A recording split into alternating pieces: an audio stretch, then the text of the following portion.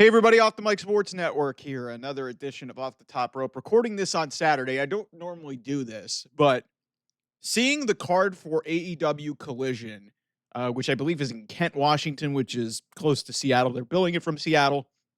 Seeing this card come together in the short amount of time it did. Hell, I saw one match get booked at 4:30 in the morning Eastern time by Tony Khan. And I believed it involved his world champion. But we'll get there.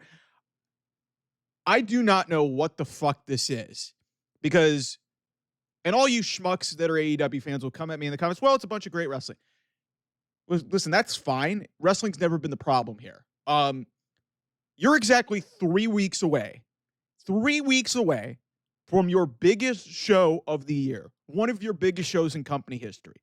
What is supposed to be the biggest you're expecting, if they can get over about 23,000, this will be the biggest crowd that they've ever performed in front of in the United States or Canada.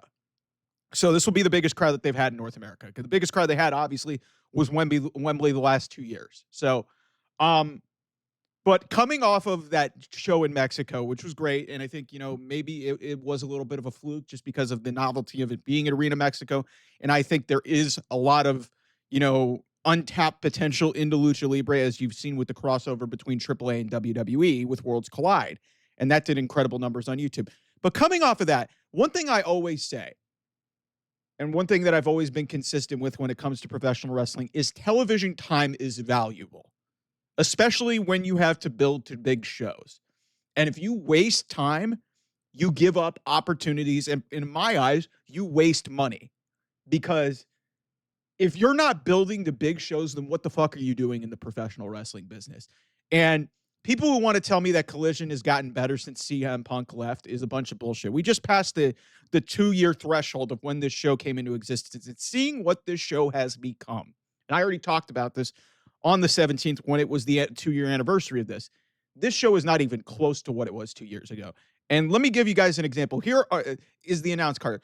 Tony Storm's set to make an appearance, so maybe Mercedes Moné is there, and maybe they actually do something, because they haven't done anything for 3-4 weeks. So, but then here's the rest of this card. We have two, not one, but two 8-person all-star tags, which is Tony Khan's favorite thing to do. Instead of Teddy Long, we should have a meme with Tony Khan basically doing the holla, holla, holla, because that's literally what Tony Khan does every single time he has an opportunity to just stick a bunch of people in a wrestling match. He just calls it an all-star tag, and we move on. Let's start off with the men, because this is so predictable. You've got Adam Cole, Roderick Strong, Daniel Garcia, and Bandito taking on Kyle Fletcher, Konosuke Takeshita, and FTR. Okay. First of all, this match has literally been done in multiple different forms the last 2-3 weeks. So literally no creativity there. You're just throwing a bunch of people together. We already know that seemingly Daniel Garcia is probably going to be involved with FTR. We seemingly think that Adam Cole is probably going to be involved with Fletcher. Roderick Strong needed to be in there. Poor Kyle O'Reilly can't get on this card. Kyle O'Reilly's great too, but they've kind of booked him into oblivion. And then the All-Star Women's Tag, I need to highlight this for a second. So it's Thunder Rosa, Queen Aminata, Anna Jay, and Ty Mello taking on Megan Bayne, Penelope Ford, Tekla, and Athena. Just let me repeat that team again on the female side. You have Penelope Ford, Megan Bayne, Tekla, and Athena. The last three names that I mentioned there are the three biggest women's signings that they've had this year. And they're in a random 8-women tag match on Collision that was literally announced yesterday. One of whom, Tekla, who was literally just got here and is supposed to be the new big shiny toy, she's already in an 8-woman tag. Athena, who has not been seen in 2 months, and just this week, we were bitching and moaning about how she wasn't on this card. She should be on this card. It's ridiculous that she's gotten screwed over. Lo and behold, she's right here in one of these 8-person schmaz matches. And, maybe some people will say, like, Thunder Rosa's got something with Athena. I think that's going to be a Ring of Honor Women's Championship match. Tekla and Aminata, and then obviously, so they basically threw 3 feuds into this match and just are saying, yeah, go out there and produce something. That's not storytelling. That's just laziness. You're just banking on matches to get you to point A to point B. And then the other 2 matches are singles matches. You got Swerve Strickland taking on Shane Taylor. Shane Taylor's from Cleveland. Go Cleveland. I'll root for the Cleveland guys. But What the fuck has Shane Taylor done on AEW television that is even remotely relevant in the last, I don't know, year? Swerve Strickland's a former world champion. Swerve Strickland doesn't have a direction for All In yet. We think we know, but it hasn't been announced yet. We're 3 weeks away from that. So what the fuck is that? And then Jon Moxley is facing AR Fox. Jon Moxley is facing AR Fox.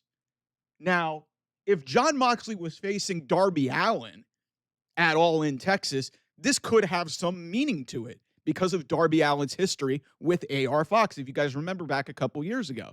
But that's not what this is. Jon Moxley is facing Hangman Adam Page in 3 weeks. What the fuck does AR Fox have to do with that? And AR Fox hasn't won a significant wrestling match. He's looked good in matches in the last handful of years. But what the fuck has AR Fox done in the last couple years of note on AEW television? So what the hell is this show? Like, you have 2 hours to potentially here's the way I look at it. You have 4 hours of television over the next 3 weeks that you've got to build. So basically, actually, because here's what's happening. This is the start of a new build because we're 21 days out. So basically, you've got 2 hours there, 2 hours Wednesday, then another 2 hours here, another 2 hours Wednesday. Basically, what are you at? I'm not going to even do the math in my head here as I'm thinking it through. But that's a valuable time that you have over the next 3 weeks. Basically, so let's do the math here in my head. So basically, you have 12 hours of television. 12 hours of live television over the next 3 weeks before you get to All In Texas. Maybe even less than that. It might be 10 because Collision usually takes place on a Saturday. And All In Texas is on a Saturday. So I'm seeing this card come together at the last possible minute. And I'm like, what the fuck is this? And yeah, wrestling will probably be fine. But what good does this serve when, first of all, the men's match is a retread of the same kind of match that they've done. These guys were in the 14-man tag. I think they were in a 10-man tag. They were in an 8-man tag. And they're all together, and they're just throwing them in the same match. That's not telling a story. Then the women's tag really pisses me off because Athena should be nowhere near something like this. She should absolutely be in a big-time story going into All In. This is the hazard of having your two women's champions fighting each other. This is why I hated the idea of Mercedes challenging Tony for the women's championship at All In. They needed to do 2 separate matches. It just hurts the division, and you're throwing all these people in the same match. And Tekla just got there. Megan Bain just got there. They shouldn't be in this either. Ty Mello just got back. Anna Jay, they just got back together. Thunder Rosa should be pushed way more than she is. Like, you just look at that match. What is that? Jon Moxley's facing AR Fox, which has no relevance to any story whatsoever. And Swerve Strickland's facing Shane Taylor. No relevance to his story. And he's 3 weeks out. Swerve Strickland main evented this show All In last year. I understand it's not exactly on the same track line as it was before. Swerve Strickland main evented this show a year ago. Has no direction 3 weeks ahead of the show.